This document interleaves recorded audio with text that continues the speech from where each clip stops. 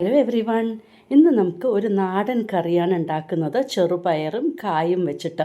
ഇപ്പോൾ കായും കട്ട് ചെയ്തു, ചെറുപയറും വേവിച്ച് വെച്ചിട്ടുണ്ട്. ഇനിയിപ്പോൾ കായിലേക്ക് നമുക്ക് ആവശ്യത്തിന് വെള്ളം, കുറച്ച് മഞ്ഞൾപ്പൊടി, കുറച്ച് മുളക് പൊടി, ഉപ്പ്, ഒരു പച്ചമുളക്, പിന്നെ നമുക്ക് ഉപ്പും ആഡ് ചെയ്ത ശേഷം വേവിച്ച് തുടങ്ങാം.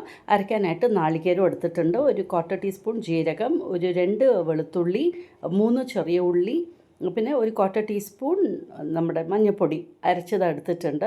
ഇപ്പോൾ കായ് വെന്ത ശേഷം വേവിച്ച് വെച്ചിരിക്കുന്ന ചെറുപയറും ആഡ് ചെയ്ത് കൊടുത്ത് നന്നായിട്ടൊന്ന് ഇളക്കി കൊടുത്തു. ഇനിയിപ്പോൾ അരച്ച ഈ അരപ്പും ആഡ് ചെയ്ത ശേഷം പാകത്തിന് വെള്ളവും ആഡ് ചെയ്ത് കൊടുക്കാം. ഉപ്പുണ്ടോ എന്ന് നോക്കിയ ശേഷം ഒരു 2 മിനിറ്റ് ഇതൊന്ന് തിളപ്പിക്കാം. എന്നതിന് ശേഷം നമുക്ക് വറവിട്ട് കൊടുക്കാം.